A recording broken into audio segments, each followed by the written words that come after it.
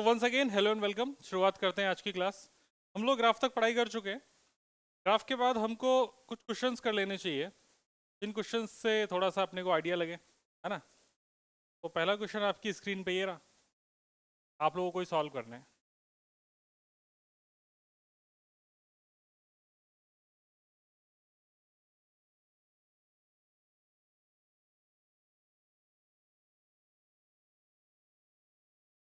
इस तरीके से एक पोजीशन वर्सेस टाइम का एक रिलेशन दिया हुआ है। इसमें ऐसा बोला गया है कि पार्टिकल स्टार्ट्स फ्रॉम ओरिजिन, लिख लो ऐसा, particle starts from origin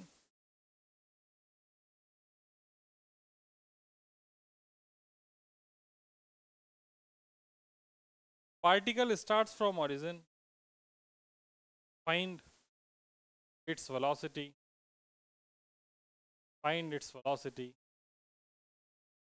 at t is equal to 1 second, at t is equal to 1 second। Solve करेंगे आप।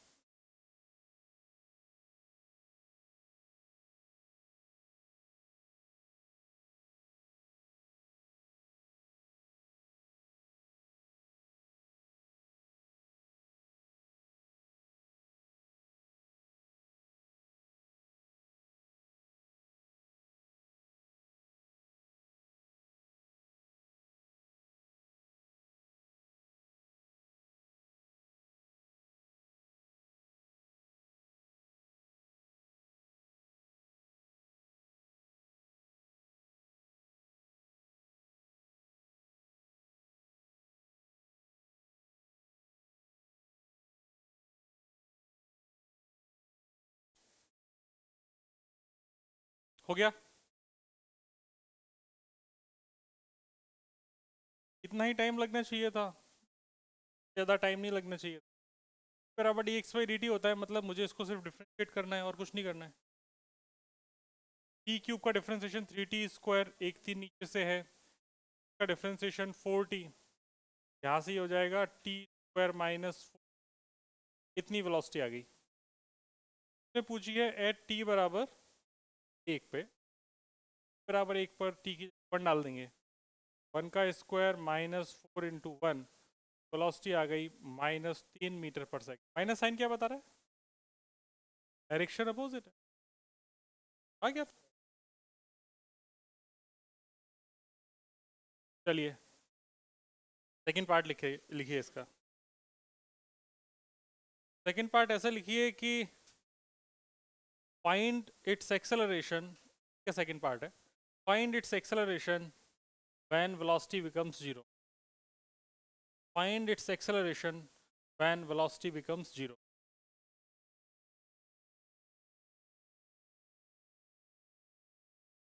आज बहुत लोग गायब हैं।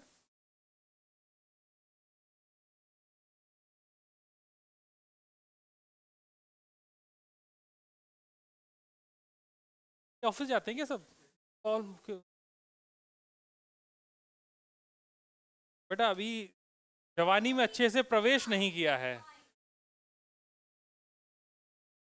भी ऐसा वीकेंड की छुट्टी चाहिए। आज तो मैचिंग मैचिंग है भाई, मैं उतार दूं? अच्छा हाँ। भाई वो लड़के ने तो कुछ नहीं बोला मेरे।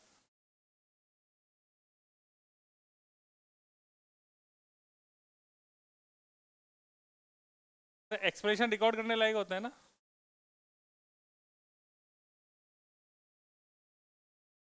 कितना आ रहा है? जीरो आ रहा है। ठीक है भाई, इतनी देर में बातें कर, इतनी देर में तो ये आंसर निकाल सकती थी तालिका। एक्सेलरेशन हो गया V D V by D T. हम इसको एक बार और डिफ्रेंशिएट कर देंगे तो टी स्क्वायर का डिफ्रेंशिएशन 2t, 4t का डिफ्रेंशिएशन 4, इसमें बताने की जरूरत नहीं है। अब इसने एक बात बोली थी कि जहां पर वेलोसिटी जीरो हो वो वाला पॉइंट पता करना है। तो वेलोसिटी जीरो करने का मतलब ये होता है टी स्क्वायर माइनस 4, वेलोसिटी थी जीरो कर दिया, ऐसा हमको चाहिए। ये एक्सेलरेशन मुझे पता चल गया। अब यहाँ से मैं t को कॉमन ले लूँ तो अंदर एक बच रहा है t माइनस 4 इक्वल टू 0।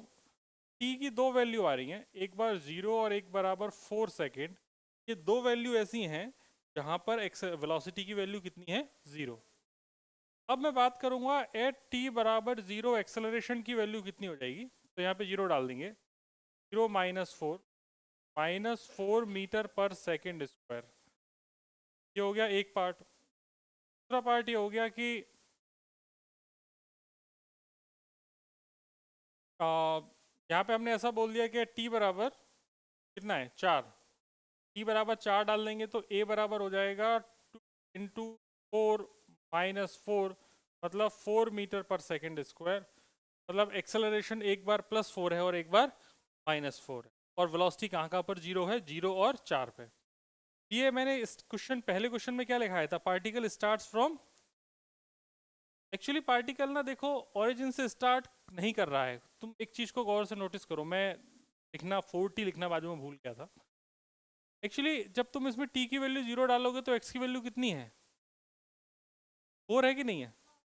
इसका मतलब पार्टिकल जब स्टार्ट हो रहा है तो ओरिजिन पे नहीं है, कहाँ से स्टार्ट हो रहा है, x बराबर 4 से।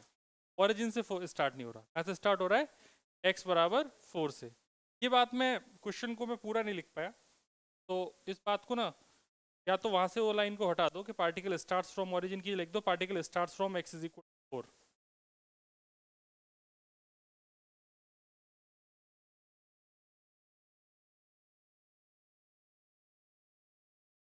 जरूरत भी नहीं है, हम चाहते तो निकाल सकते थे ना, यहाँ पे t की वैल्यू 0 डाल के हम निकाल सकते थे।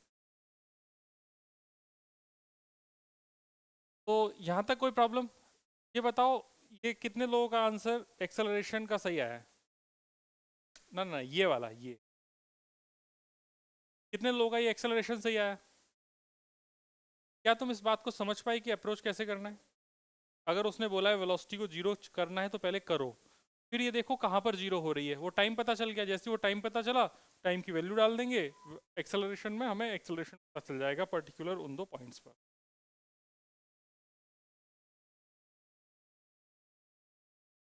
बिल्कुल सही है।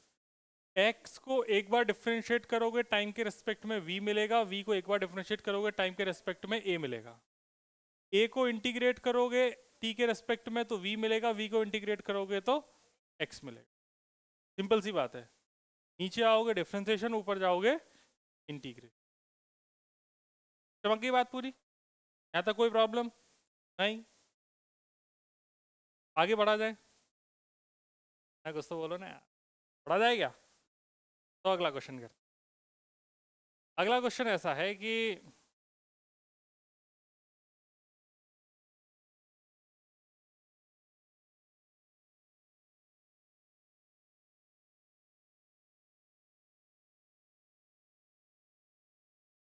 ऐसी कहानी है, ठीक है, ये दिया हुआ है क्वेश्चन में और हमसे पूछा है फाइंड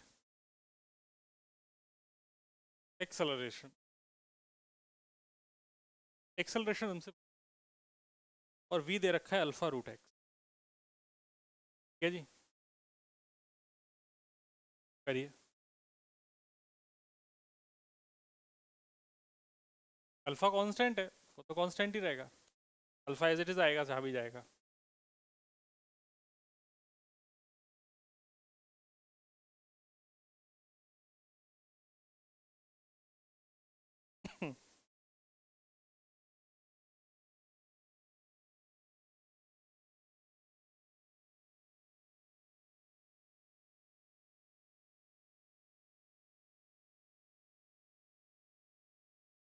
आने दो, फर्क नहीं पड़ रहा।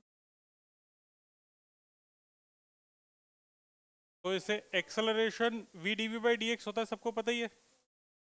तो एक बार वेलोसिटी को एज इट इज तो तुमने ऐसे रख ही दिया होगा, और दूसरी बार इसको डिफरेंशिएट करना पड़ा होगा। डिफरेंशिएशन में देखो वेलोसिटी का डिफरेंशिएशन इधर देखेंगे भाई सब, अल्फा एज इट इज आ गया। क्या मैं इसको ऐसा लिख सकता हूँ, अल्फा x की पावर 1/2, 1/2 आगे आ गया और ऊपर से 1/2 - 1, तो यहाँ से अल्फा स्क्वायर बाई 2x, और यहाँ पर x की वैल्यू कितनी आ रही है, -1/2।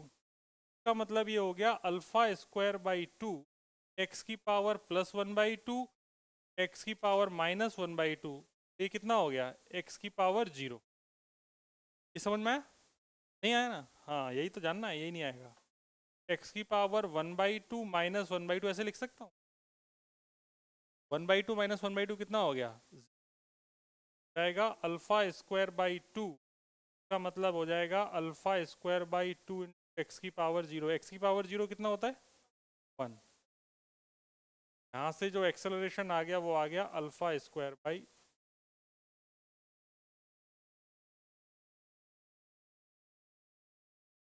क्यों कर दिया, एक्सेलरेशन में तो वेलोसिटी भी आगे मल्टीप्लाई करनी पड़ेगी ना। डिफरेंशिएशन बेटा x की पावर n का डिफरेंशिएशन होता था d अपॉन डी एक्स, इस फंक्शन का डिफरेंशिएशन होता था n x की पावर n-1। हाँ, जो n है वो आगे आ जाएगा और ऊपर से एक पावर कम हो जाएगी। तो डिफरेंशिएशन के लेक्चर्स अभी तक नहीं देखे आपके, जो चैनल है यूट्यूब चैनल पर सारे पड़े हुए हैं, और अगर आपको नहीं आपने देखे थे तो आपको एक बार मांगने तो चाहिए थे, मांगे भी नहीं अभी, थोड़ी पता है तुम्हारा क्या बचा हुआ। x की पावर n का जो डिफरेंशिएशन होता है वो पावर आगे जाती है, ऊपर से एक पावर कम हो जाती है। यहाँ पर पावर 1/2 थी तो n की वैल्यू 1/2 हो गई, तो x की पावर 1/2 गई तो डिफरेंशिएशन करना था, तो क्या करोगे, 1/2 आगे आ गया, ऊपर से 1/2 में से 1/2 x की पावर -1, ठीक है। कितने लोगों का सही है, बहुत बढ़िया। अब सुनो, तुम वो सब भोले बच्चे, जब velocity as a function of time दे रखा हो तब एक्सेलरेशन को मैं dv बाई dt करूंगा, जब velocity as a function of x दे रखा हो तब एक्सेलरेशन को मैं v dv बाई dx करूंगा। तो है बात,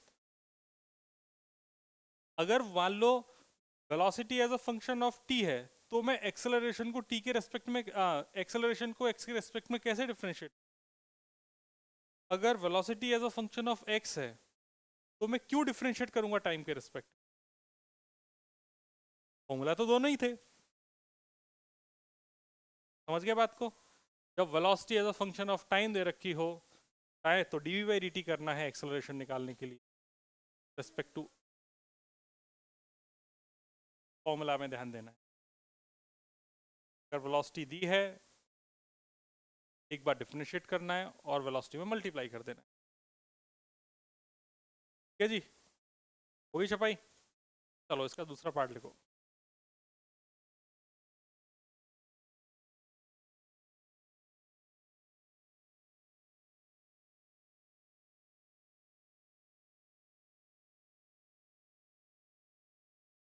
पार्टिकल इज लोकेटेड, इसका सेकंड पार्ट है, if particle is located at x is equal to 0, if particle is located at x is equal to 0 at time t is equal to 0, at time t equal to 0, moving along positive x direction, moving along positive x direction, find its velocity as a function of time, find its velocity as a function of time, find its velocity as a function।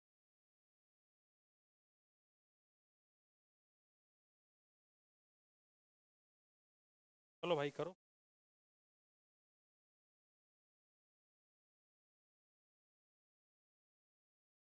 अब मुझे जो चाहिए वो यही चाहिए, velocity as a function of, क्या दे रखी है ऑलरेडी, x। वेलोसिटी किसका फंक्शन है अभी, x का, मुझे किसका फंक्शन चाहिए, टाइम का। तो इसका मतलब तुमको टाइम लेके आना है, टाइम लेके आना है तो अपने मन से तो लेके आ नहीं सकते हैं, नहीं, सुनते जाओ बस कहानी की तरह।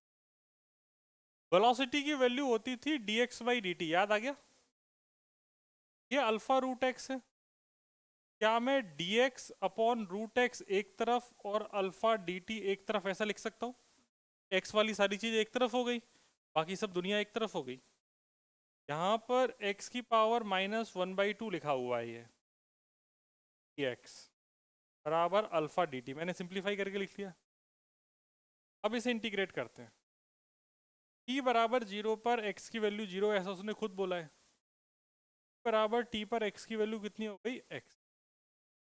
अब इंटीग्रेट करने के लिए जो फॉर्मूला था वो याद तो है नहीं, याद है क्या? x की पावर n dx का इंटीग्रेशन था x की power n plus one upon, हाँ वो प्लस सी भी था। तो यहाँ पर x की power -1/2 plus one upon -1/2 plus one, limit 0 x, dt का इंटीग्रेशन t होता है 0 से लेके, ये हो जाएगा x की पावर 1/2, नीचे से 1/2 बचेगा जो ऊपर आके 2 बन जाएगा। कोई डाउट? डाउट? अरे है ना, अच्छा क्वेश्चन है ना, मजाक नहीं है कुछ, थोड़ा ध्यान इधर रख ले। उसके बाद इधर लिमिट लगा देंगे 0 से लेके x, इधर बचेगा alpha t minus 0, alpha t ही रह जाएगा, लिमिट डाल दी मैंने। तो x की पावर 1/2 माइनस 0 पावर 1/2 बराबर अल्फा t, तो क्या 2x x is equal to alpha T, x is equal to alpha t by 2, square कर देंगे दोनों तरफ, x बराबर alpha square t square by 4, ये x आ गया एज अ फंक्शन ऑफ। इससे मुझे समझ में आया कि x is proportional to power 2। क्या पूछा है, x पूछा है, क्या पूछा है? वेलोसिटी पूछी है, अरे बहुत बढ़िया। यहाँ से तुमको क्या समझ में आ गया, x as a function of time पता चल गया। अब इसको एक बार और डिफ्रेंशिएट कर लो, क्या लिखोगे, बराबर होता है dx बाई डी टी बराबर अल्फा स्क्वायर बाई 4 टी, हो जाएगा अल्फा स्क्वायर टी बाई 2, का मतलब v क्या आ गया,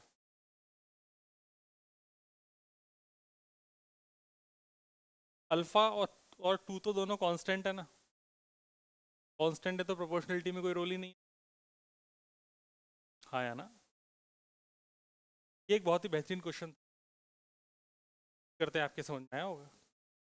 इसमें इंटीग्रेशन और डिफरेंशिएशन के दो दो इस्तेमाल हो रखे हैं, थोड़ा सा दिमाग पे जोर पड़ेगा।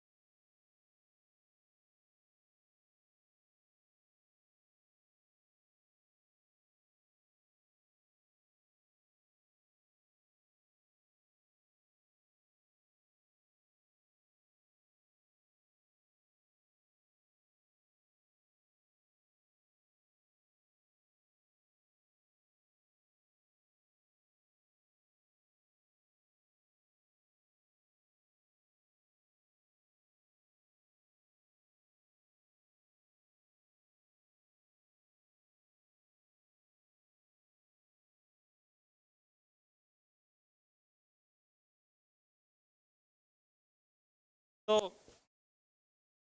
भाइयों और बहनों, आप लोगों ने एक छोटे से प्रश्न को देखा। इस प्रश्न को अगर आप देख के समझेंगे तो ये समझ में आएगा। Velocity as a function of X दे रखी थी, velocity as a function of X दी है, और आपसे पूछा गया था velocity as a function of time.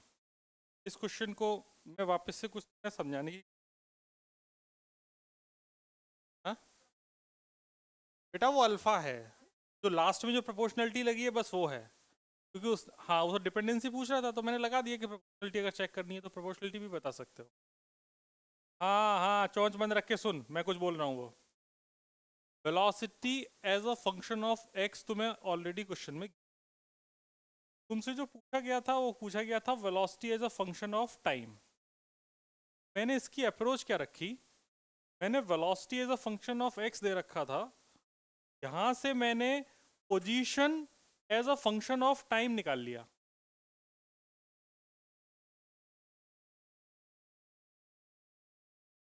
और उसके बाद मैंने इसको एक बार डिफरेंशिएट कर दिया तो velocity as a function of time आ गई। इतना सही तो किया है। अब इस चीज को ना वापस से मैं पीछे दिखा रहा हूं। Velocity as a function of X दे रखा था। मैं इतनी इंपॉर्टेंट बात बोल रहा हूं तुझे पंखे की पड़ी, गधे। Velocity as a function of X दे रखा था। Velocity as a function of X से मैंने सबसे पहले क्या पता किया, v को dx बाई dt रख के x as a function of t पता कर लिया। x as a function of t पता करके मैंने एक बार डिफरेंशिएट कर दिया वेलोसिटी एज अ फंक्शन। अब समझ में आई अप्रोच? रटनी नहीं है, इकलौता क्वेश्चन है अपना जैसा प्यारा सा। ठीक है, इसी बात पे अगला question.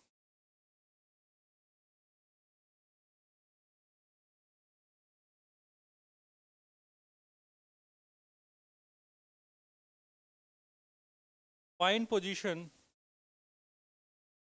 when velocity is zero. Find position when velocity is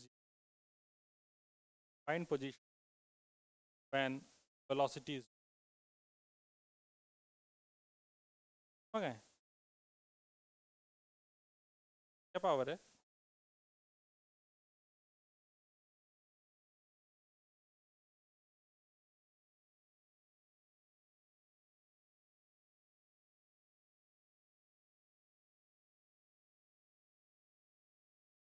क्या क्वेश्चन पूछा है? Find position when velocity is, मतलब मुझसे क्या चाहिए, उससे मुझे एक्स चाहिए। कब? जब वेलोसिटी जीरो हो। तो वेलोसिटी जीरो करने के लिए पहले वेलोसिटी तो निकालनी पड़ेगी, तो पहले तो वेलोसिटी निकालो, फिर जीरो करो, वो टाइम निकालो, टाइम की वैल्यू को उठा के वापस से किस में रखो, एक्स में।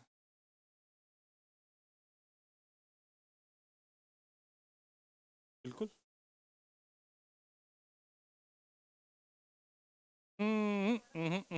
ट्रिकी क्वेश्चन है।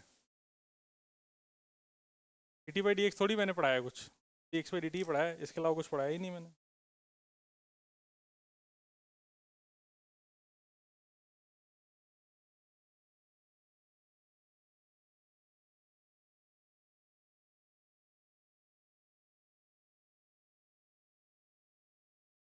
ठीक है, डिफ्रेंसिएशन से डर थोड़ा निकलने दो, घबराओ नहीं। ये डर एक बार निकल गया ना, पूरी फिजिक्स एकदम फिंगर टिप पे आ जाएगी। ठीक है प्रतिज्ञा?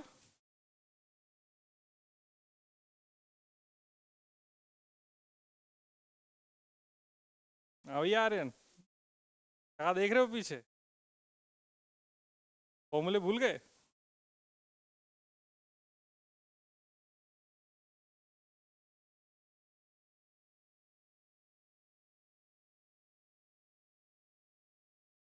मुझे मत बताओ, मुझे आंसर बताओ बस।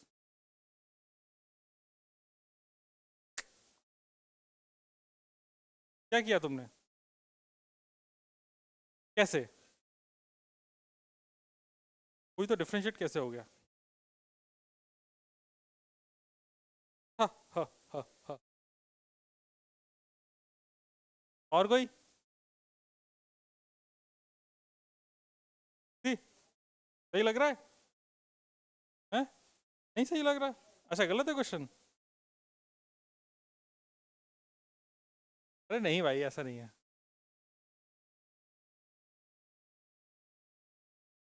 ना ना ना ना ना ना।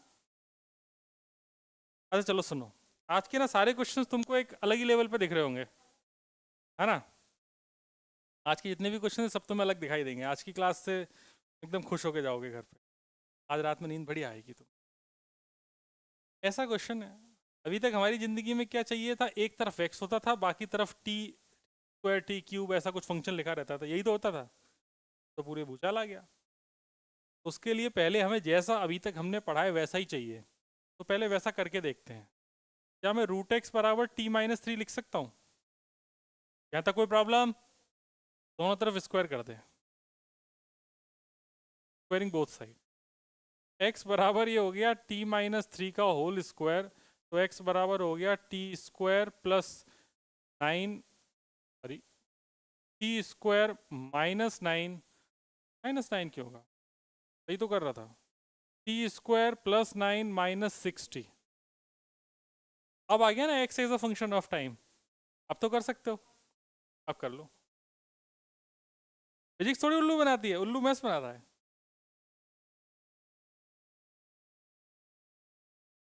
बेटा सब कुछ तुम्हें पता चल जाएगा तो मेरी क्या ज़रूरत है?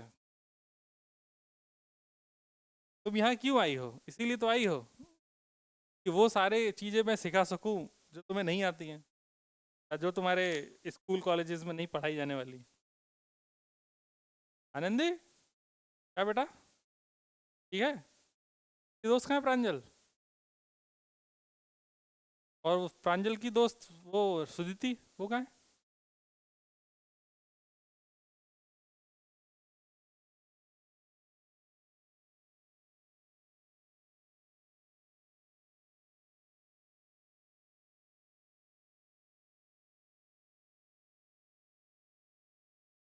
अच्छा, तुम लोगों के लिए थोड़ा सा मतलब तुम्हारा दुख दूर कर दूं, ये आज के जितने भी मतलब दो क्वेश्चन किए ना, पिछले दो क्वेश्चन, वो तुम्हारे स्कूल में नहीं आने वाले कभी।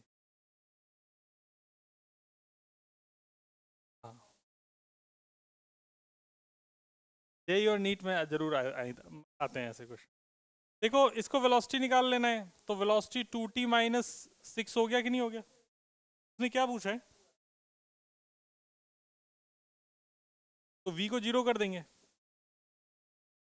तो v को जीरो कर देंगे तो 2t - 6 बराबर जीरो, तो t की वैल्यू 3 आ गई। 3 सेकंड पे वेलोसिटी जीरो हो रही है, तो मुझे पोजीशन चाहिए, तो मुझे x चाहिए, तो उसकी जगह मैंने t डाल दिया।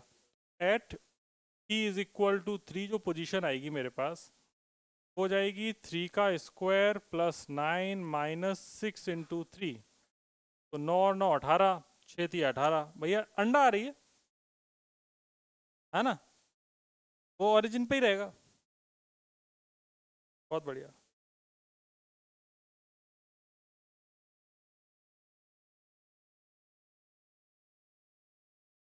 ऐसा किसने कहा कि वो नहीं चला? मैं यहाँ पे हूँ, तूने अभी मेरा फोटो खींचा, मैं थोड़ी देर बाद घूम घाम के वापस से यहीं पे आया, तूने वापस से फोटो खींचा, मैं तो तुझे तो अभी वही दिखाई दे रहा हूँ, लेकिन बीच में चल के आया ना यार।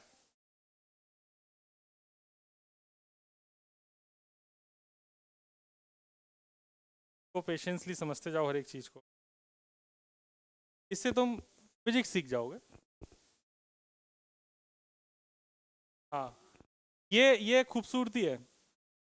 कोई भी क्वेश्चन तुम्हें क्लास में मैं कोशिश कर रहा हूँ कि एक जैसा ना कराऊँ, हर क्वेश्चन नया मिलेगा, है ना? हर क्वेश्चन नया मिलने का फायदा ये कि ज़्यादा वैरायटी के क्वेश्चंस हो जाएंगे।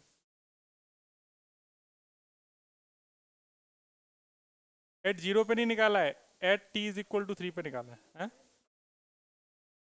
क्या? हाँ हाँ obviously, V D X by D T से ही आया है, अपन ने इसको डिफ्रेंशिएट कर दिया, है ना? टी स्क्वायर का 2t हो गया, 9 का 0 हो गया, 60 का 6 हो गया। ठीक है?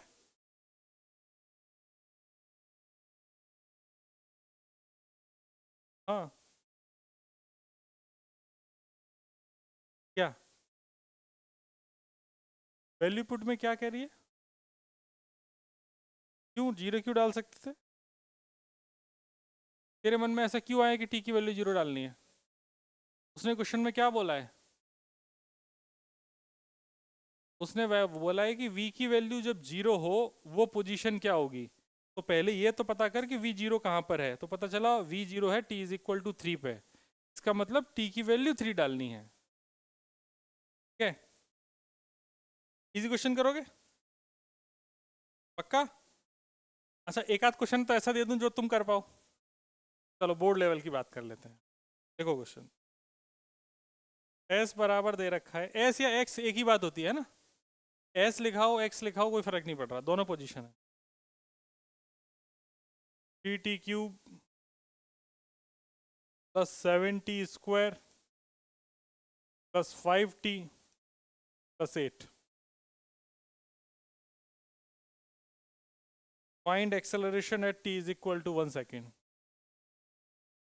Find acceleration at t is equal to 1 second. अब ये तो सही आंसर निकालोगे तुम।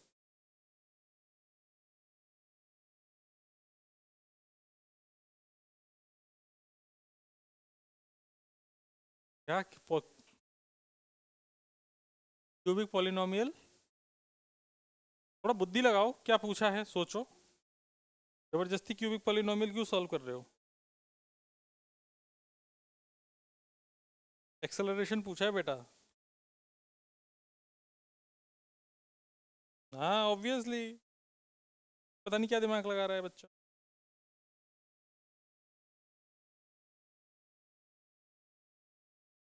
आप लोगों को एवरेज स्पीड के फॉर्मूले बता दिए थे। इक्वल टाइम इंटरवल में t1 प्लस t2/2 और इक्वल डिस्टेंस में 2v1 v2 upon v1 plus v2।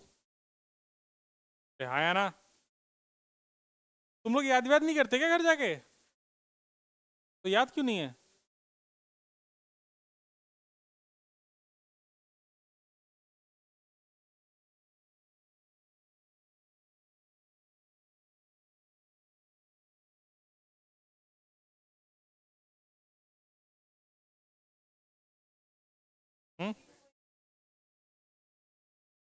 कितना आ रहा है सरदार जी, कितना आ रहा है? क्यों बेटा, कितना सोचेगा, है ना, दिमाग में थोड़ा सा जंग लग जाएगी ज्यादा सोचेगा तो।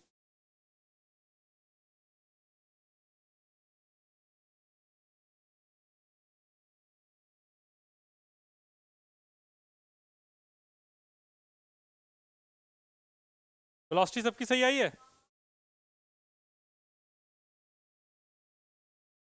वेलोसिटी सबकी सही आई है?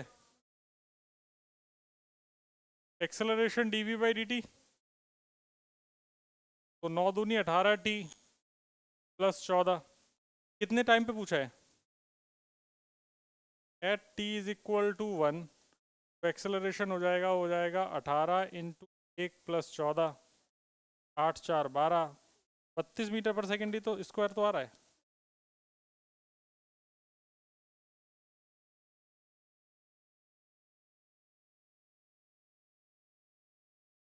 कितने लोगों का सही है? गुड। तुम कंफ्यूज क्यों हो दोनों? क्या सोच रहे हो? वो v/dv/dx होता है। तुम लोग फॉर्मूले क्यों नहीं याद कर रहे बे? क्या मार मार खा के जाओगे क्या आज? आज एक तो तुम्हें समझ में आ गया होगा कि डिफरेंशिएशन एक इंपॉर्टेंट चीज़ है और इंटीग्रेशन इंपॉर्टेंट चीज़ है। तो जो भी पापी हैं जिन्होंने नहीं पढ़ रखा है वो कम से कम आज वीडियो तो जाके देख ही लेना इंटीग्रेशन। तुम भी पापी हो? ठीक है, कर लिया।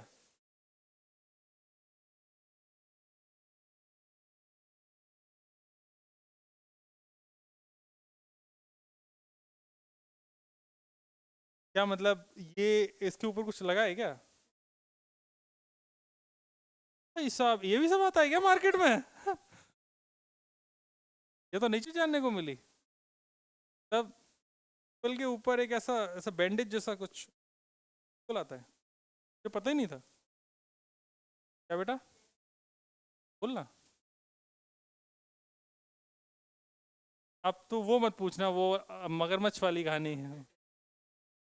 अरे मगरमच्छ नहीं, डायनासोर, डायनासोर वाली है हाँ।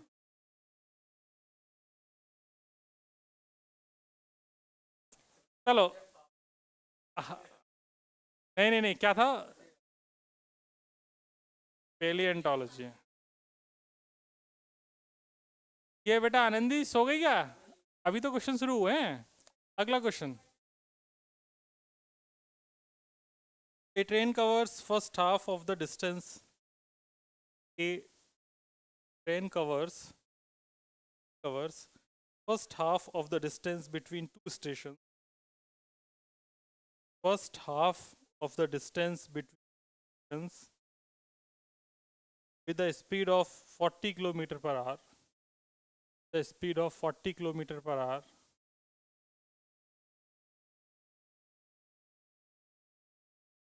The speed of 40 kilometer per hour, and other half 60 kilometer per hour, and other half 60 kilometer per hour. Find its average speed. Find its average speed. क्या नाम है तुम्हारा? अरहम। वेयर इज योर दोस्त? खुराना साहब। बोला था फॉर्मूले याद करो। और इतने नालायक हैं कि अभी थोड़ी देर पहले ही फॉर्मूला बताया था।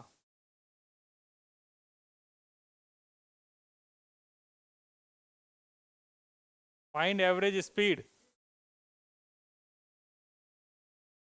ओ, फॉर्मूला नहीं याद करना है। ओ,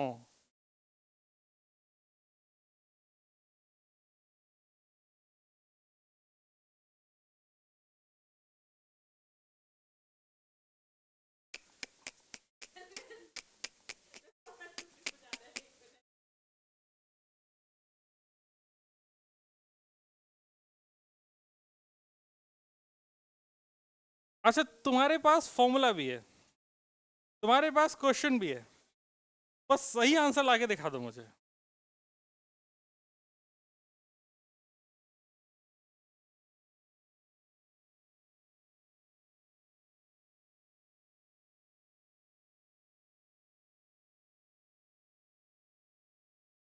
मुझे कुछ नहीं पता है क्या निकालना पड़ेगा। हाँ हाँ हाँ, तो लगाओ ना दिमाग। तू तो मतलब दूसरी मंजिल पे बैठी है, यहां से मैं फेंक भी सकता हूँ तुझे तो। घर वालों को बोल देंगे, खर्चा बच गया।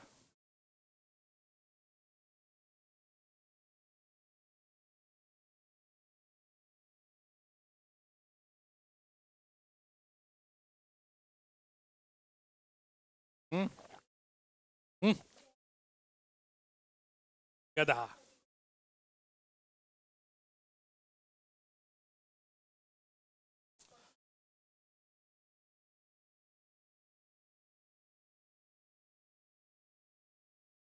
क्या क्या स्पीड थी? 40 और 60? 40 और 60, 6 चौक 24 दूनी 48, बिल्कुल।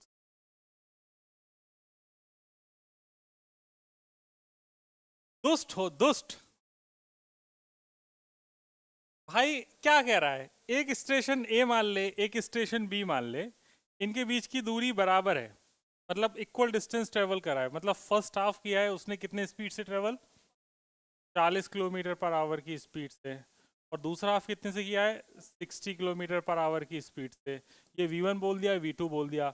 इक्वल डिस्टेंस के लिए मैंने एवरेज का एक फॉर्मूला ही रट लिया था, वहाँ पे डेरिवेशन भी कराया था, 2 अपॉन V1 प्लस V2।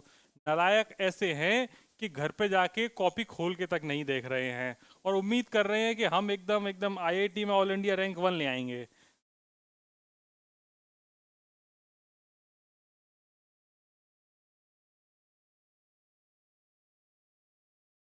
अच्छा कुछ नहीं होता है, पैलियोंटोलॉजिस्ट बन जाओगी बस।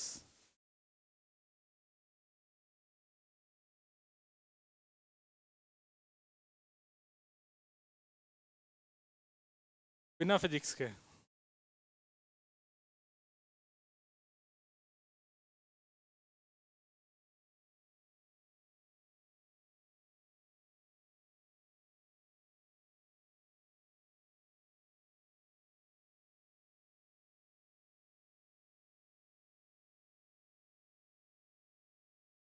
अगला क्वेश्चन, और अगला क्वेश्चन का आंसर भी सही चाहिए, है ना? जो बोलता है वही होता है। ए particle moving in a straight line, particle moving in straight line. आसान क्वेश्चन था कि नहीं था ये? तुम्हें बस फॉर्मूला ही नहीं याद है।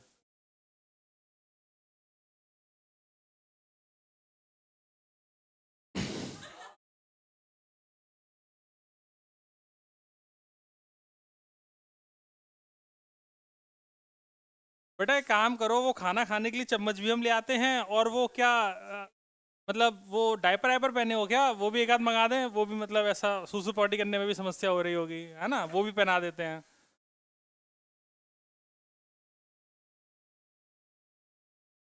क्या मतलब खुद जाते हो, कोई साथ में जाता है ऐसे बाथरूम से?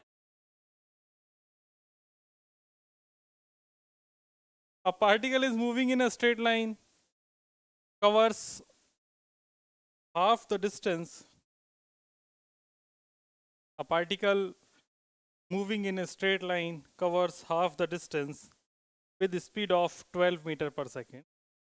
With the speed of 12 meter per second. The other half of the distance is covered. The other half of the distance is covered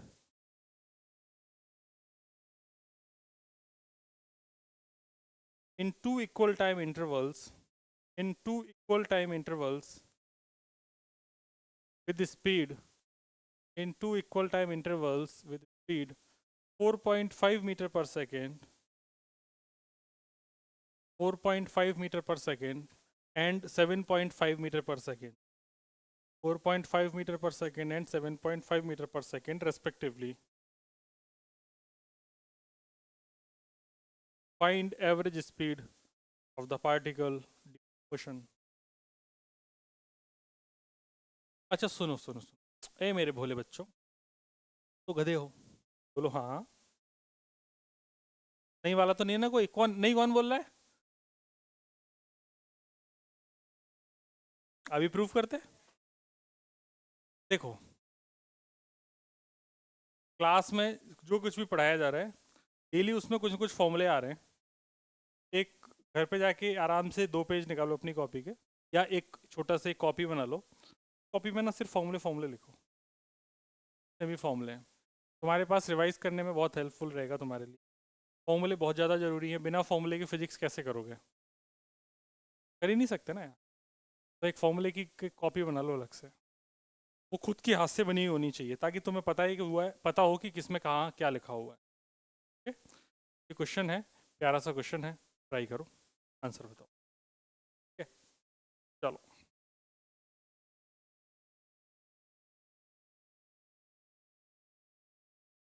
hello hello hello hello.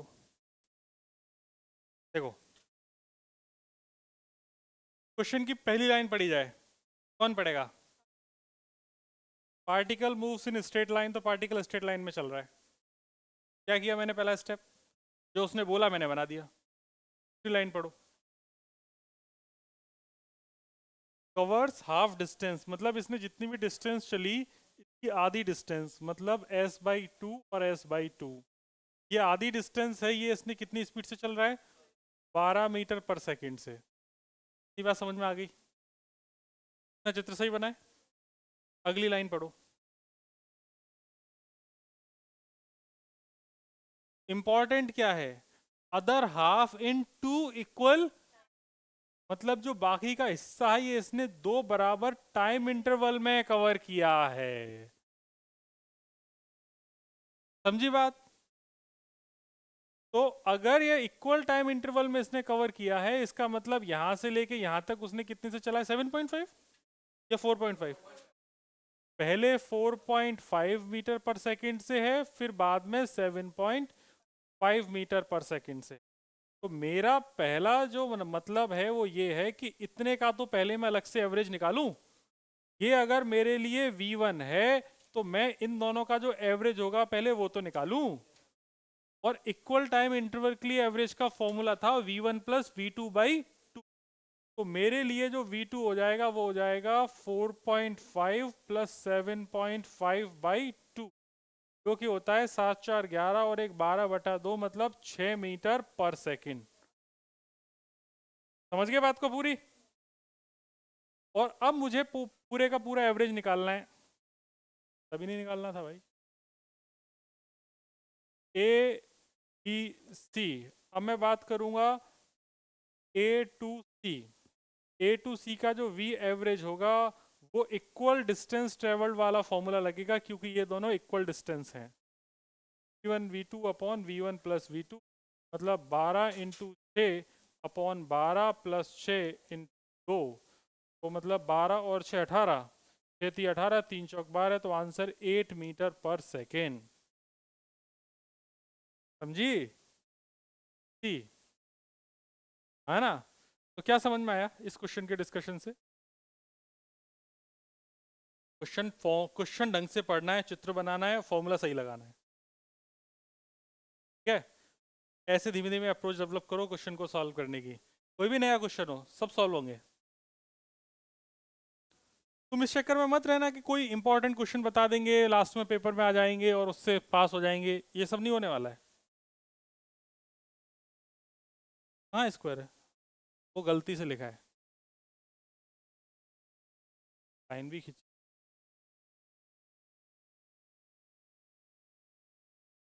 बस बस बस एक लाइन खींच दे, बस सफिशिएंट। एक बार में आदमी मर गया तो वापस से उससे चाकू को ऐसे गिच गिच गिच करने की जरूरत नहीं है।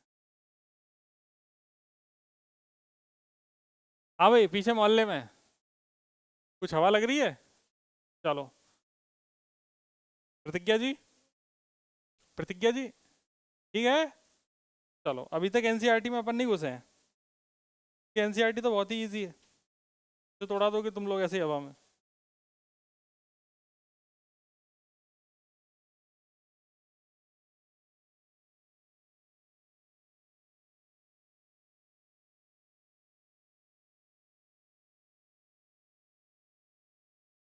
चलो एक क्वेश्चन और करते हैं ना, फिर अपन आगे पढ़ाई करेंगे। एक क्वेश्चन ऐसा लिख लो कि, लिखोगे? A man walks for some time t. A man walks for some time t. A man walks for some time t with velocity v. Velocity v.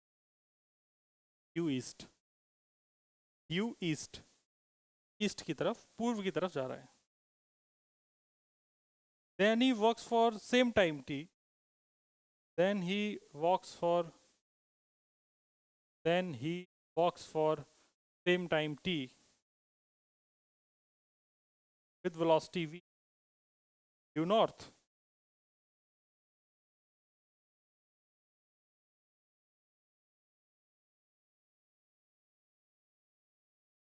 Find its average speed. Find its average speed. भाई साहब, हाँ, पहला पहला step क्या है कोई भी question करने के लिए? चित्र बनाओ, बनाओ चित्र।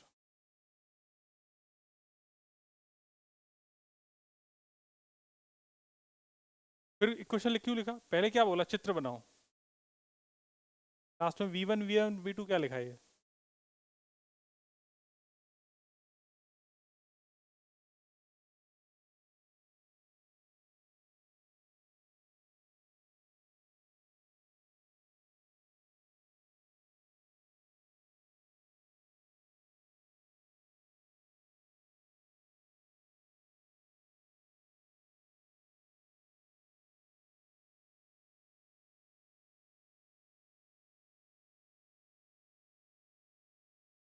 बिल्कुल।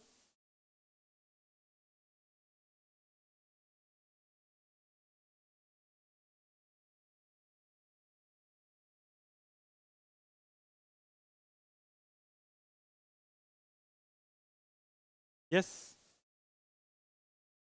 बिल्कुल हो सकता है। करो, जो समझ में आता है उससे करो, करो तो सही। मैं भी अप्रोच बस समझना चाह रहा हूँ कि तुम लोग क्या करना, क्या करते हो तुम लोग।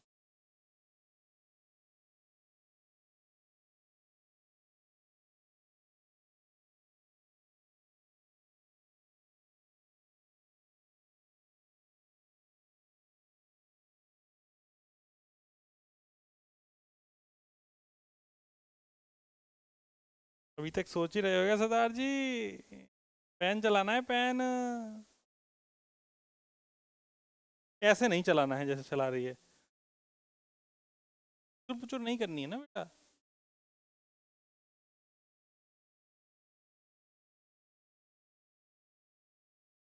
तोते उड़ गए क्या तोते?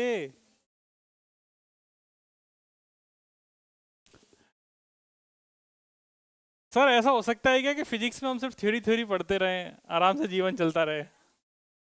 ऐसा कभी नहीं हो सकता?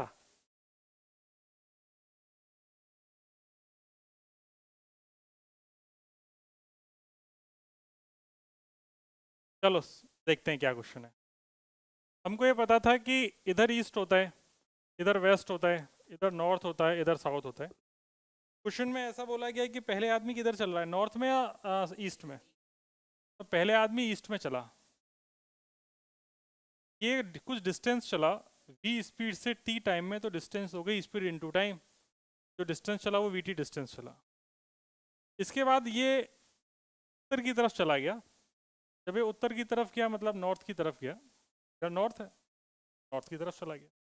यहाँ पे भी इसने d डिस्टेंस ट्रेवल किया v स्पीड से t टाइम में, इसका मतलब ये दोनों डिस्टेंस तो एक दूसरे के बराबर हो गई। ये यहाँ से शुरू हुआ था इस पॉइंट A से, पहले B गया और फिर यहाँ पर इस पॉइंट पे C पे चला गया। अब मुझे ये बताओ क्वेश्चन में उसने पूछा क्या है? एवरेज स्पीड, एवरेज स्पीड या एवरेज वेलोसिटी? एवरेज स्पीड पूछा है, समझ गए बात को, क्या पूछा है? Average speed. तो एवरेज स्पीड या एवरेज वेलोसिटी क्या लिखा है? देखो मैं दोनों ही बता देता हूँ। जैसे एवरेज स्पीड की अगर बात करेंगे तो वो होता है total distance upon total time, यही होता है। तो टोटल डिस्टेंस इसने कितना चला है 2d, और टोटल टाइम कितना लगा है इसे t, a से लेके b तक का टाइम t, b से लेके c तक का टाइम t, तो टोटल टाइम कितना हो गया t, और ये 2d, तो इसका मतलब 2 dt अपॉन 2t, d की वैल्यू किसके बराबर है dt के, तो ये तो v आ गया। ये क्वेश्चन इसके लिए दिया ही नहीं गया था, ये दिया गया था इसके सेकंड पार्ट के लिए जिसको बोल रहे हैं एवरेज वेलोसिटी। बताइए एवरेज वेलोसिटी क्या होता है? Displacement upon time, displacement upon time. अब देखो भाई, यहाँ तक बात डिस्प्लेसमेंट की है, ये डिस्टेंस अगर डी है, ये डिस्टेंस डी है, तो ये जो डिस्प्लेसमेंट होगा ए सी, तो ये रूट टू डी हो जाएगा, पाइथागोरस। तो डिस्प्लेसमेंट हो गया मेरे पास ए सी अपॉन टाइम की वैल्यू हो गई टी प्लस टी, ए सी की वैल्यू हो गई रूट डी, और ये हो गया टू टी, का मतलब रूट, और इसकी value we T by two, T T से टी कट गया, तो आंसर आ गया वी अपॉन रूट। क्या आप लोग इस चीज़ को समझते हैं कि रूट टू अपॉन टू की value one upon root two होती है? तो रूट टू लिख देंगे, रूट टू से अगर तो आता ही होगा। इसका आंसर कितना हो गया वी बाई, चमका। कितने लोगों के समझ में आ गया? समझ में तो आ जाता है, बस क्वेश्चन ही अप्रोच नहीं होते।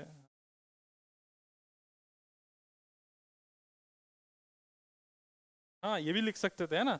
इसीलिए ना क्लास में हर क्वेश्चन में नई चीज़ सीखोगे, क्लास सीखने के लिए है। क्लास में अपने आप को जज मत करो कि मुझसे हो रहा है नहीं हो रहा है, ये देखो कि क्लास खत्म हो रही है तो हम सीख कितना रहे हैं, समझ में सब आना चाहिए।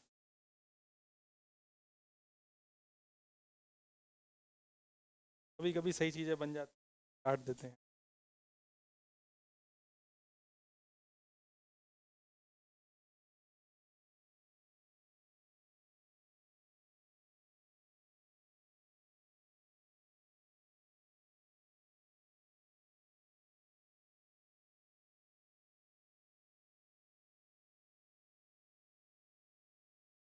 देखो जो क्वेश्चन अपन कर रहे हैं सारे के सारे ये वो क्वेश्चन हैं जिन्हें करने के बाद आप आराम से कॉम्पिटिटिव एग्जाम्स के क्वेश्चंस कर सकते हैं, अप्रोच कर सकते हैं।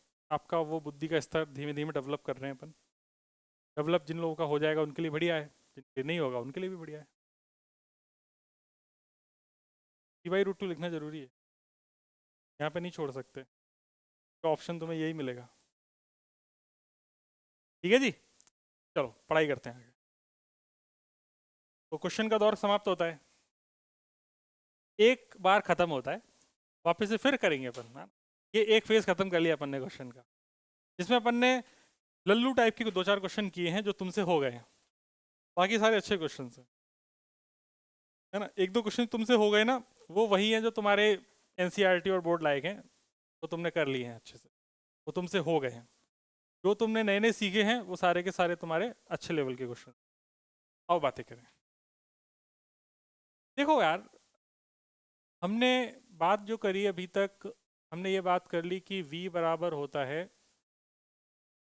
dx बाई dt, ये पढ़ लिया ना। या तुमने ये पढ़ रखा था एक्सेलरेशन होता है dv बाई dt, ठीक है। अब मैंने इसको ऐसा लिख सकता हूँ क्या, dv बराबर a dt क्रॉस मल्टीप्लाई करके को इंटीग्रेट कर दिया। t बराबर 0 पर इसकी वेलोसिटी कितनी हो गई u, और t बराबर t पर इसकी फाइनल वेलोसिटी कितनी हो गई v। dv का integration v lower limit u upper limit v, at का इंटीग्रेशन a अगर कांस्टेंट है तो dt का इंटीग्रेशन t हो जाएगा लिमिट 0 लेके। अभी तक मैं कर ये रहा हूँ, मैंने एक मोशन को ऑब्जर्व किया जो t बराबर 0 से शुरू होके t बराबर t पर बात कर रहे हैं। t बराबर 0 पर अगर मोशन स्टार्ट हुआ है तो इसकी इनिशियल वेलोसिटी को u नाम दिया गया है। t बराबर t पर इसकी वेलोसिटी बढ़ के v हो गई है। इसने जो यहाँ से लेके यहाँ तक की डिस्टेंस ट्रेवल करी है वो डिस्टेंस s है, और इसका जो एक्सेलरेशन है वो एक्सेलरेशन कांस्टेंट है। अगर एक्सेलरेशन कांस्टेंट नहीं होगा तो क्या ये a इंटीग्रेशन साइन के बाहर आएगा? नहीं, क्योंकि हमने पढ़ रखा था कि अगर अगर कोई भी कांस्टेंट है तो वो इंटीग्रेशन साइन के बाहर आ जाता है। ये a अगर वेरिएबल होता तो इंटीग्रेशन साइन के बाहर नहीं आता। a अगर कांस्टेंट है तभी मैं dt को t लिख पा रहा हूँ। यहाँ पर upper limit minus lower limit, ये हो जाएगा मेरे पास a t माइनस 0 बराबर फॉर्मूला बन गया प्लस ए टी। ये आप लोगों ने याद कर रखा होगा वैसे तो, कब याद किया था और समझ में आया कैसे आया था?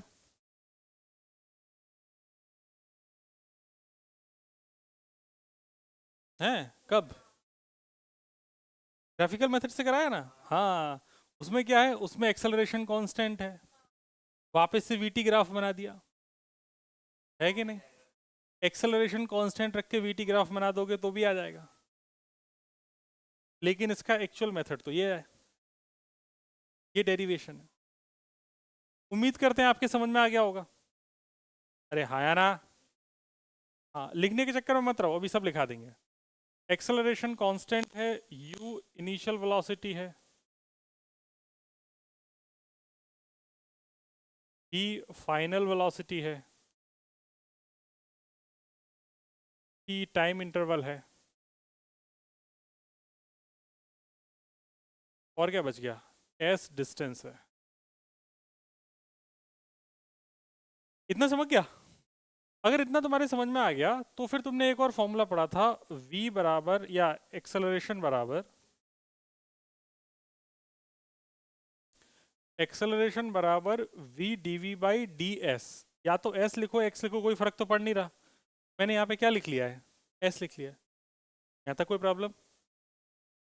इसको मैं वापस से ऐसे लिख सकता हूँ, v dv is equal to a ds का इंटीग्रेशन।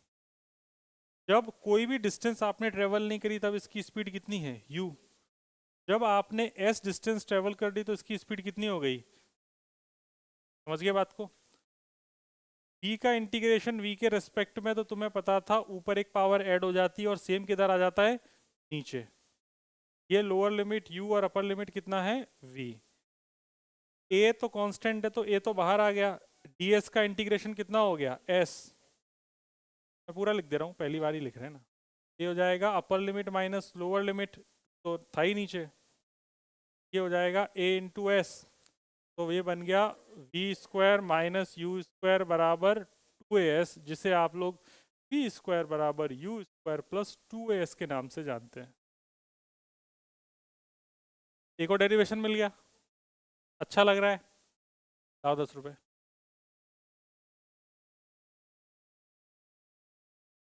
चलिए भाई, तो आपने दो फॉर्मूले तो देख लिए।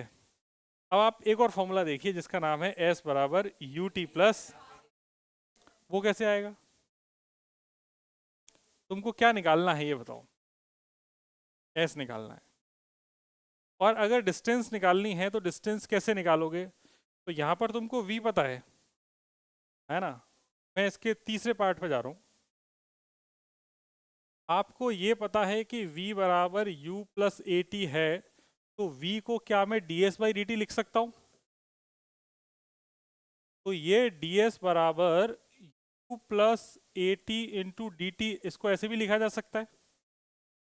जब t की वैल्यू 0 है तो कोई डिस्टेंस नहीं ट्रेवल करी गई, जब टाइम t हो गया तो उसने कितनी डिस्टेंस ट्रेवल कर ली? s। ये तो s बन गया।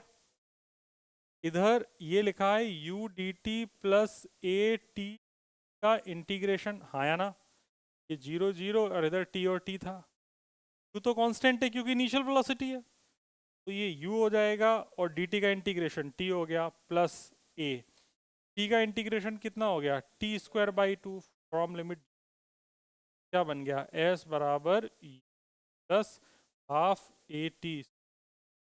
जितने भी तुमने डेरिवेशन देखे, इन सब में तुमने एक चीज मानी है कि यहाँ पर जो एक्सेलरेशन है वो कैसा है? ये माना है कि नहीं माना? तो इस बात को ना दिमाग में सेट कर लेना कि तुमने जितनी भी ये इक्वेशन ऑफ मोशन पढ़ी हैं, सारी की सारी तभी काम करेंगी जब एक्सेलरेशन कैसा रहेगा? कांस्टेंट। तो तुम्हें तीन का डेरिवेशन समझ में आ गया। इसके अलावा इनके और भी वेरिएंट हैं, जो मैं एक साथ सारे वेरिएंट लिख दे रहा हूँ। ये फॉर्मूले वो हैं जो तुम्हें रटने हैं। क्या करने हैं? रटने हैं। कंडीशन ये है, इफ एक्सेलरेशन इज कांस्टेंट। और मैं इनको वेक्टर फॉर्म में लिख रहा हूँ क्योंकि तुम्हें थोड़ा मजा आएगा वेक्टर फॉर्म में देख। ठीक, जैसे v बराबर प्लस ए टी। अच्छा लग रहा है? टाइम तो वेक्टर क्वांटिटी नहीं है, टाइम के ऊपर तीर का निशान नहीं है। स्क्वायर बराबर यू स्क्वायर प्लस ए वेक्टर डॉट एस वेक्टर। सही है? ए वेक्टर डॉट, ये एक और वेरिएशन है। ये तो तुम्हें सारे बताने हैं ना। डॉट प्रोडक्ट का आउटपुट स्केलर होता है। पढ़ नहीं रही बेटा घर जाके? तीसरी चीज, एस वेक्टर बराबर you vector T plus half A vector into T square. तुम्हें वेक्टर फॉर्मूले याद नहीं रखना, ये तुम्हें मैं दिखा रहा हूँ, क्योंकि अगर कभी कभी क्या होता है कि ऐसे ऑप्शन आ जाते हैं जो ऐसे वेक्टर के फॉर्मेट में इन्हीं इक्वेशंस को लिख के दे देते हैं, तो अपन को लगता है पता नहीं क्या पूछ लिया है इन्होंने। अपन को वो ना लगे इसकी वजह से मैं तुम्हें सिर्फ लिख के दिखा रहा हूँ, बाकी याद तो तुमको नॉर्मली करना है। v बराबर u plus A T, S बराबर v स्क्वायर बराबर, याद यही रखना है तुम्हें। ठीक है? इसके अलावा जो ये लास्ट वाली कहानी जो तुमने नीचे लिखी है ना बच्चा, ये वाली, इसके दो और वेरिएंट हैं। E T minus half A T square, अभी याद करो तुरंत। याद हो गया? इसमें क्या किया था? इसमें जो u है ना, u की जगह मैंने वहां से v माइनस ए टी डाल दिया है, तो ये बन जाता है we T minus half A T square. इसका एक और वेरिएंट है u plus v by two into T, या फिर इसको बोलते हैं v एवरेज इंटू टी। अब कुछ दिन पहले मैंने तुम्हें ऐसा बोला था, जब मैं तुम्हें एवरेज समझा रहा था, तब मैंने बोला था इसका मतलब होता है कि पूरे मोशन की जितनी आड़ी तिरछी वेलोसिटी है सबको हटा के अगर एक कांस्टेंट वेलोसिटी से मूव करना हो, वो जो स्पीड चाहिए वो स्पीड एवरेज स्पीड होती है। याद आई वो बात जो समझाई थी? वो देख, यही वो एक्सेलरेशन वाली फॉर्मूला है। इसी एक्सेलरेशन वाले फॉर्मूले को मैंने एवरेज में कन्वर्ट कर दिया। जब मैंने इसको एवरेज में कन्वर्ट कर दिया तो मुझे एक्सेलरेशन की ज़रूरत। ओके सर, कौन सा फॉर्मूला कब कहाँ लगाना है ये भी बता दीजिए। देख बेटा, पहले तो ये चेक कर एक्सेलरेशन पॉजिटिव है या एक्सेलरेशन कांस्टेंट है या वेरिएबल। अगर कांस्टेंट है तो इक्वेशन लगेंगी। अगर इनिशियल वेलोसिटी एक्सेलरेशन टाइम दे रखा है तो ये लगना है। अगर फाइनल वेलोसिटी टाइम दे रखा है तो ये लगना है। अगर एक्सेलरेशन दिया ही नहीं है, इनिशियल और फाइनल दे रखा है, टाइम दे रखा है, तो ये लगना है। ये तो आसान है बात करना। बिल्कुल लिख सकते हैं, डायरेक्ट लिख सकते हैं। इसके अलावा जैसे distance travelled in nth second, इस बात को भी समझाते हैं ना, distance travelled in nth second. तो ये एस एन का फॉर्मूला होता है u plus A by two N minus one. जानते हैं आप इस फॉर्मूले को? हालांकि डिस्टेंस का है तो आप चाहें तो वेक्टर नहीं लगाएं, अच्छा नहीं लगेगा। ये पता है क्या कह रहा है? वही तो समझा रहे हैं, सुनो तो।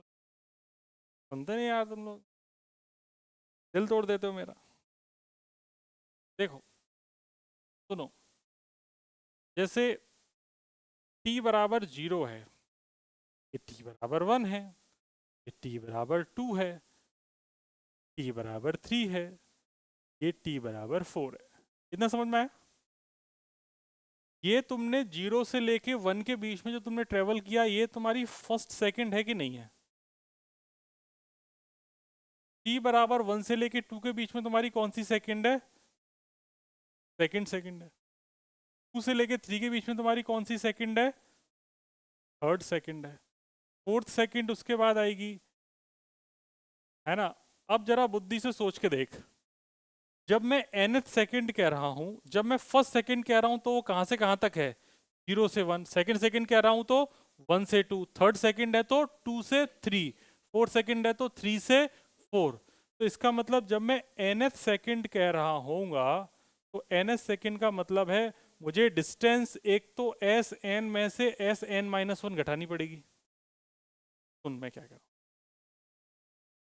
टी बराबर 0 से लेके 1 के बीच में तेरी पहली सेकंड है। मैं जानना चाह रहा हूं कि इस दौरान तूने कितनी डिस्टेंस ट्रेवल करी। इसका मतलब यहां से लेके यहां तक की डिस्टेंस तो चाहिए मुझे, आया ना? अगर मैं बोल रहा हूं कि मुझे सेकंड सेकंड में चली गई दूरी चाहिए, इसका मतलब मुझे ये डिस्टेंस ही तो चाहिए। ये निकालने के लिए मैंने क्या किया, इस 2 सेकंड में जितना भी चला उसमें से 1 सेकंड में जो चली गई दूरी उसको घटा दिया। अब बुद्धि में सोच, ये अगर ये पता करना था कि सेकंड सेकंड में मैंने कितनी डिस्टेंस ट्रेवल करी है, तो मैंने इस S2 में से इस S1 को घटा दिया, हाँ या ना? यही तो किया ना? अभी तो सेकंड सेकंड में चली गई दूरी आ गई। अगर मुझसे कोई पूछे कि नहीं यार एक बात बताओ कि फोर्थ सेकंड में कितना चला, तो मैं बोलूँगा इस पूरे यहाँ से लेके डिस्टेंस निकाल ले और इसमें से ये वाली डिस्टेंस घटा दे, तो तुझे ये जो डिस्टेंस ट्रेवल करी है ये मिल जाएगी। समझ गए बात को? तो जब फोर्थ सेकंड में मुझे पता करना है कि मैंने कितनी डिस्टेंस ट्रेवल चली करी है, तो मुझे 4 सेकंड में चली गई दूरी माइनस 3 सेकंड में चली गई दूरी, यही तो करना है। अगर मैं कह रहा हूं कि मुझे nth सेकंड में चली गई दूरी चाहिए, तो मैं n सेकंड में चली गई दूरी माइनस n माइनस 1 सेकंड में चली गई दूरी, दोनों को घटा देना है। लॉजिकल लग रही है बात? कैसे सोचा होगा मैंने? तो nth सेकंड का मतलब ये है कि ये जो बात हम कर रहे हैं ना पीछे, ये फॉर्मूला जो है, ये फॉर्मूला है कि किसी भी एक सेकंड में चली गई दूरी। nth सेकंड मतलब कोई भी एक सेकंड, nth। जैसे मैं बोलूँ 9th सेकंड, तो फॉर्मूले से जो मेरा आंसर आएगा वो कौन सा सेकंड की दूरी आएगी? 8 से लेके 9। ठीक है, कौन सी क्या वैल्यू आएगी? 8 से लेके 9। मैं अगर इसमें S3 डालूंगा तो मेरी वैल्यू कहाँ से कहाँ आएगी? S3 आएगी 2 से लेके, अगर मैं इसमें S100 डालूंगा तो कहाँ से वैल्यू आएगी? 99 से लेके 100 सेकंड के बीच में चली गई डिस्टेंस। समझे बात को? तुम पूरी कहानी समझ गए क्या हुआ अभी तक? मन को इतना चंचल मत रखो, यहीं पे कंसंट्रेट रखो। हाँ, तो ये बात समझ में आ गई। ये भले ही मत लिखो, लेकिन या इसको मैं ऐसा लिख देता हूँ, nth सेकंड को ऐसा लिख देता है, distance travelled in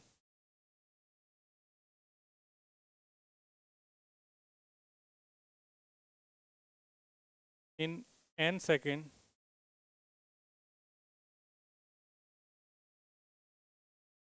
minus distance travelled in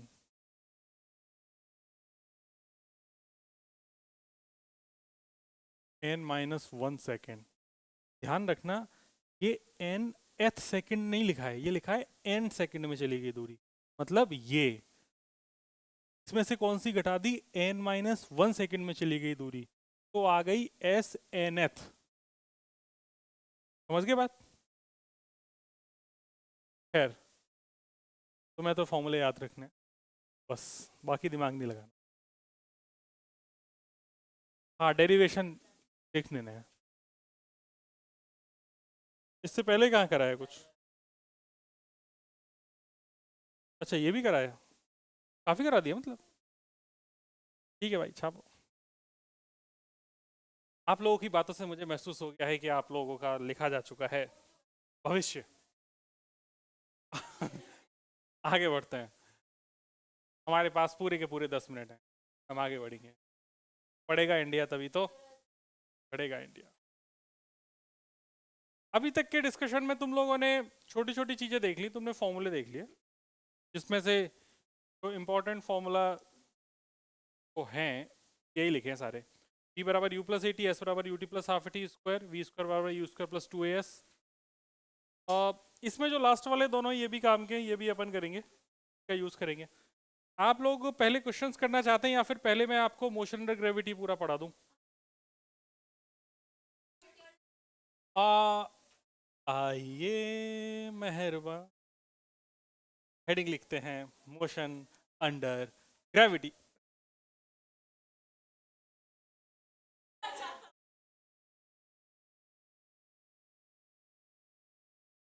master बहुत दुष्ट है।